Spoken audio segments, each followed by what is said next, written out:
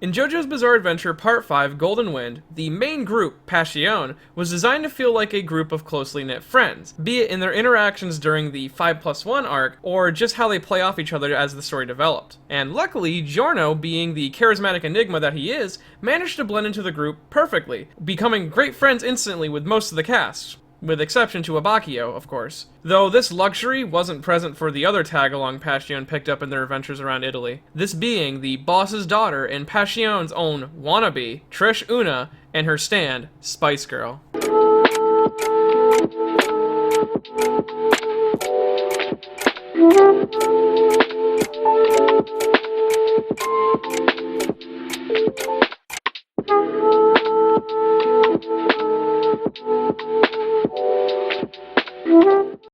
Trish Una, during the first major chunk of Part 5, is actually the very definition of a character on the outside, looking in. She comes off as standoffish and selfish and doesn't seem to want to make any friends or connection with any of the members of Passione. This leaves her feeling isolated and separated from the crew, even to the reader, and honestly, up until the meeting with the boss, she was. Though, before we actually get into that, we should understand where she gets her name from. Trish Una is a name with two specific references packed into it, which actually both carry two distinctly different meanings. The Trish part of her name is actually in reference to the American fashion model Trish Goff. Goff was actually blowing up in popularity around the time of Part 5's run, specifically appearing in Italian fashion magazines like Vogue, which caused her to appear on Araki's radar, and over time she became one of his personal favorite fashion models. Goff would then go on to be the inspiration for not only the Trish part of Trish's name, but also Trish's overall character design, with Araki imitating her face and haircuts from different photo shoots Goff took place in during the years Part 5 was running. But he also adapted Trish Goff's backstory into Trish Una's.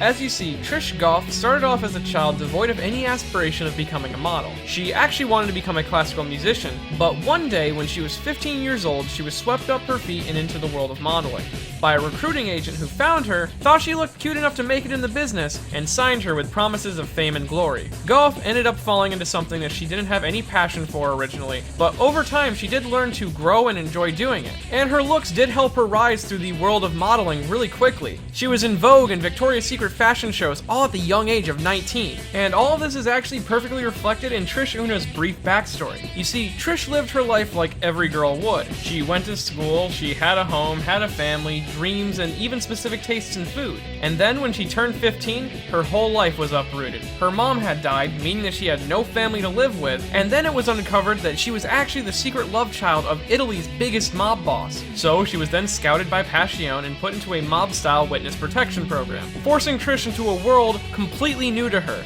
one that she had no interest in. But unlike Goff, this wasn't a world of modeling and fashion, it was a world of mobsters and assassins. But like Goff, over time Trish developed skills that not only helped her conquer this world, like Goff did the fashion world, but also helped her grow stronger as a person as well. And since I'm already talking about Goff and her impact on Trish's design, I think it's only right that I should talk about the other major influence for Trish's design. You see, Trish had her design inspired by the album cover for Around the World in a Day by Prince. This album actually being popular enough that Araki would return to it years later for Part 8 when he made Paisley Park. But at this time, he only took aspects from the original cover, which depicted a woman in what assumes to be lingerie, which is the exact outfit that Trish is wearing during Golden Wind. Yet, Araki did give Trish his own personal version of it, covering it in mathematic symbols, both because, as Araki says, they looked cool, but also to play up the aspect that she is a brains first, emotions second type of character, literally wearing logic on her clothes. And now for the Una part of Trish Una's name, which is actually a lot simpler to understand. It's the Italian word for the number one. And it's because she's the one person of everyone's desires, at least during the first 10 to 11 volumes of Part 5. And I mean, she's also the one person who leaves a trail back to Diavolo, possibly through her stand, and she's also the one person who holds information about the boss's identity, when she remembers the photo that he and her mother took on the Emerald Coast. I mean, hell, you could almost consider her the only girl in Part 5, but Malone and Tiziano exist. What? Malone's a guy? Well, I guess I can't say I'm not too surprised.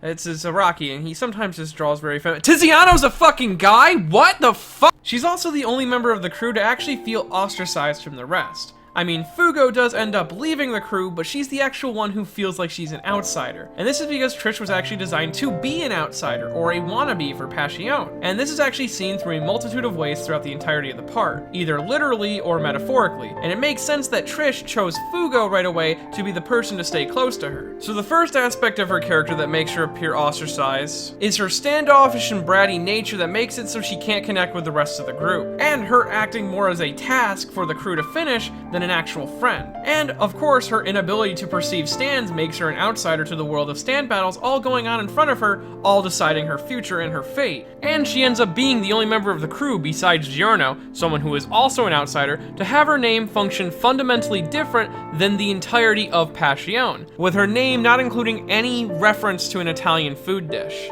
But lastly and most importantly, Trish is a person of someone else's desire, a person who came from a quiet life and was given value for just existing, someone who is fundamentally different than the rest of the crew that's trying to protect her, because everyone else in Passione has some sort of trauma or scar that they carry with them, be it Narancia and his abandonment issues that he has after he was left to die by his so-called friends, or Abacchio and his abandonment by the whole of society after taking dirty money, or Fugo's abandonment by his family after his outburst at his college, or Mista's abandonment by the justice system after his luck was just too unbelievable even though they had an eyewitness, or in fact, Bruno, who had to abandon his normal life and become a killer after his father was stolen away from him by the cartel he would later swear his life to. All of the main cast have something in their past that haunts them, though it is through Passione that they all found and earned value of their own. They found their passion for life, as you could say. But Trish?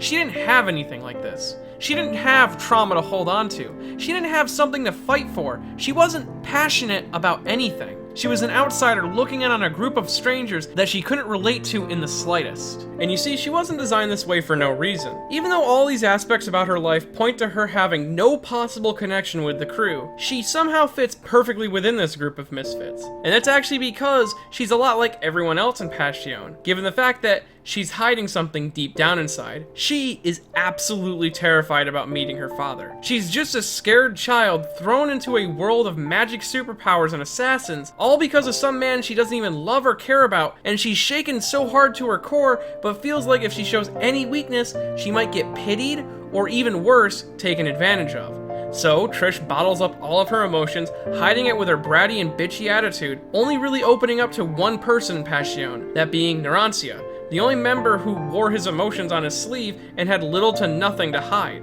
He's honestly the only real honest member of Passione to Trish, and she grew close to him and he grew close to her back, even seeing himself in her when Trish is betrayed. And then Trish has all of her worries and fears come to fruition when she actually meets her father for the first time. After a scene of her worrying if he'll like her or if she'll like him, she has her arm severed and nearly killed by a man who only valued her safety so he could erase her himself. And the worst part about all this?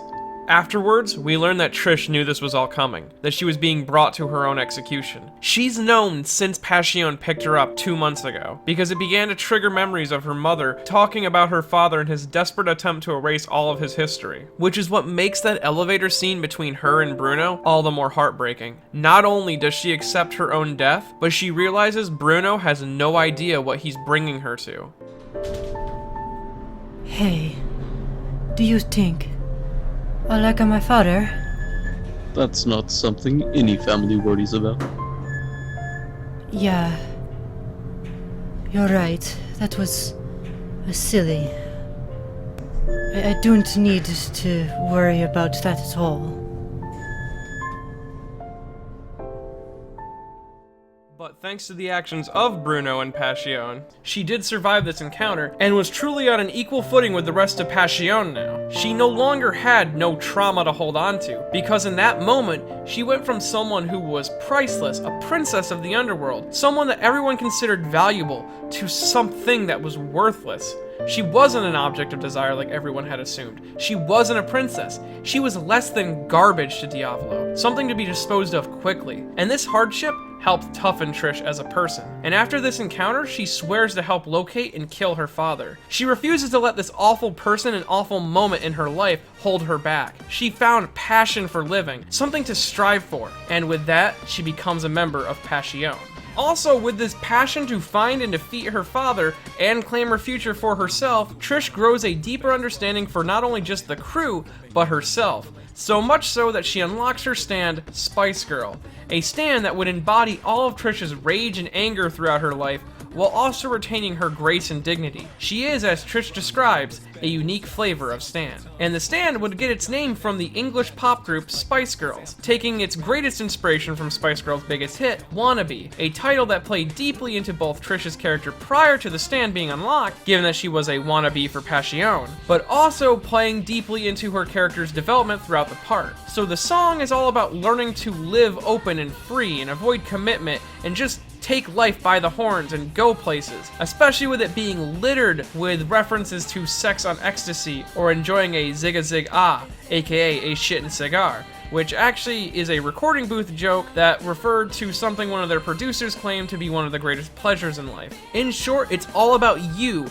taking life by the horns and enjoying its greatest pleasures. And this idea of taking life head on and claiming your own place is reflected in her battle with Notorious B.I.G., a stan which is a literal force of nature. And in defeating it and saving the whole crew, Trish not only earns her place among Passione with the readers, but also truly takes back her life from the world and holds her future in her own hands for the first time. And because of all the hardships Trish faced past the point of her father's betrayal, Trish no longer feared being a wannabe. After unlocking Spice Girl, she earned her place among the crew. She even took these words that held so much power over her, and used them as her own driving force. Words that ran so deep, it became the cry of her stand whenever it activated its power. And this power being softening, which allowed Spice Girl to reduce everything it strikes to a rubbery soft state, which if pierced or struck will reflect back any attack with twice the amount of force that was delivered. This power is Trish's will embodied, and shows not only her rejection of any hardship to come her way, but also in her own personality softening up from this point on. And one way that this change in her personality is shown is through Trish's misophobia. Oh, you didn't know that Trish had misophobia? Well, yes, she actually has it so bad, in fact, that she finds herself becoming severely uncomfortable if she sits in a chair that still has someone else's body heat in it. Now sure, this aspect of her character goes kind of ignored throughout most of the part, but it does help recontextualize a lot of the scenes, especially her uncomfortableness while being transferred by Passione, specifically because of Guido Mista, someone who is described openly as dirty and smelly, and yet, after getting to know him and literally existing in his body for a while, Trish is able to have an honest-to-God, wholehearted, happy laugh with him, and finds his smell oddly comforting in a way. She treats him as Narancia or Fugo or anyone else in Passione would. She has truly become Mista's friend, and Mista has become hers, even though he embodies everything that makes her uncomfortable. Trish, over the journey that is Part 5, goes from some scared child playing the role of a tough brat to hide her deep down scared emotions, to someone who's truly confident in themselves and becomes a strong driving force for her friends. Trish is Passione. Trish is everything the part stands for. Trish is best girl. And if you enjoyed this video and want to help support more videos like it in the future, I have a Patreon over at patreon.com/MetinotTheBadGuy. And if you'd like to spice up your life, I would recommend you go over and buy yourself a copy of Shimonetta, A Boring World Where the Concept of Dirty Jokes Doesn't Exist at Funimation.com/show/Shimonetta, A Boring World Where the Concept of Dirty Jokes Doesn't Exist, because it will make you hard faster than Spice Girl can make you soft.